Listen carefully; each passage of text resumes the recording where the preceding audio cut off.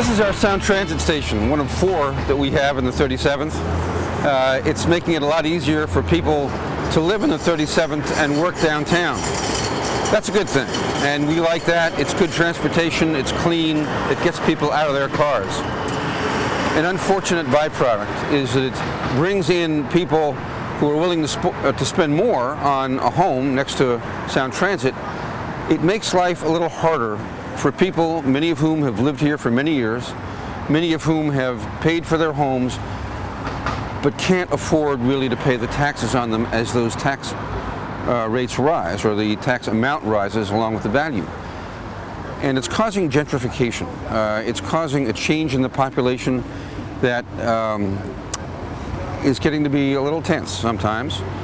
The fact is, though, that in the long run, I believe that more affordable housing, more sometimes subsidized housing that needs to be built will be built, and that we'll be able to equalize that project with a lot of attention paid to affordable housing.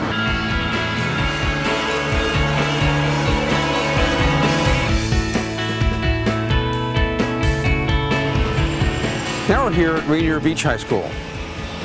Having been to Franklin, having been to Garfield, we're here at Rainier Beach, no favorites. Rainier Beach is one of the schools where the school district has put a lot of attention into not only the physical plant, the building, but the staff. And there have been quite a few new administrators and teachers assigned to Rainier Beach. The district is doing its best to make sure we have good quality education. That's important around here. Across the street is Beersheba Park, right on the southern end of Lake Washington. It's a wonderful park with a lot of swings and a good place for kids and families.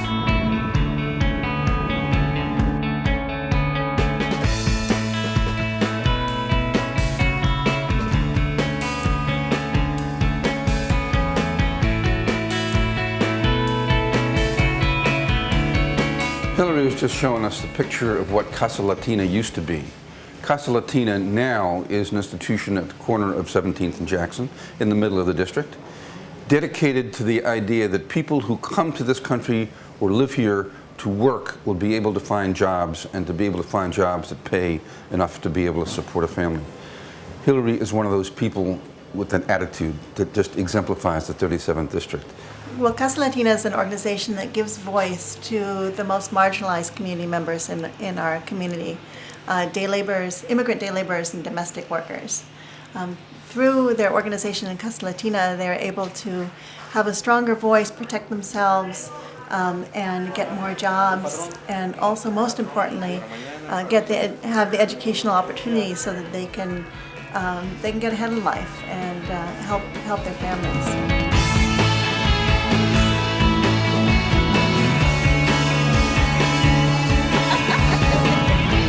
El Centro de la Raza, this is one of the city's great institutions, and certainly one of the 37th District's great institutions. It's an old school building.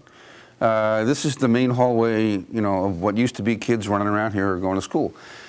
Through a little self-help, Roberto and others, and Stella, took this building over. I had to negotiate with the school district to get it. That was, 15 years ago? No, 37. 37 years ago. Whoa. And have made this an institution that's, it feeds young folks, it teaches cultural awareness, it's got social services down the hall, United Way, it's got every kind of service that the people of this district really need, especially the Chicano population of the city. And Roberto, I know that you and a few other historic characters have had more than one building come into public ownership this way. Maybe you could tell us about it. Well, 37 years later, nobody had a crystal ball that long ago, but something very beautiful, because the 37th is the most remarkable, with all due modesty, district in the nation. The diversity, the beauty, all the different cultures. We have found a way, a need, and a way to work together. And the Centro is a product of the political, the state, the federal government, the city, the county, the state legislature.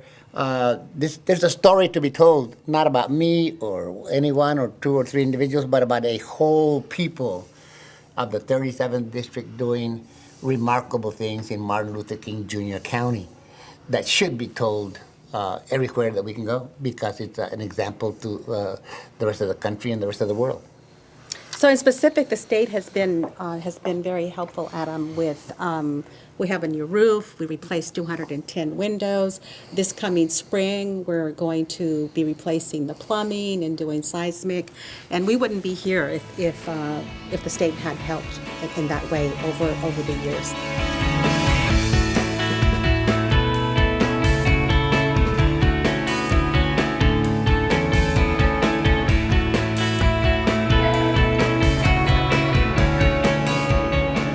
We're here in the Northwest African American Museum, and the curator, my neighbor, Barbara Earl Thomas, studied art with Jacob Lawrence and is now the director of the museum. And this is one of those institutions, like I've been showing, that really are the main cultural institutions of the 37th District. And Barbara is one of those people who I think has a major hand in the history of this place. Barbara, could you tell us a little bit more about the particular mission of this museum? Well, the mission of the Northwest African American Museum is really embedded right in the name. We tell the history, culture, and show the artifacts of African Americans from the Northwest. We are not just confining ourselves to saying African Americans of this, sort of the Middle Passage, that diaspora, but in fact, there are new African Americans happening and changing the fabric. Right, we have a significant Ethiopian, Somali, Eritrean population. And we'll be East Africans, West Africans. And so we thought right at the beginning, we're going to make sure that we keep our mind open to that fact and to start drawing those neighbors in and as welcoming, and also to give us a way to talk to each other about our differences and to help hopefully ameliorate some of the tensions that sometimes spring up around new immigrants.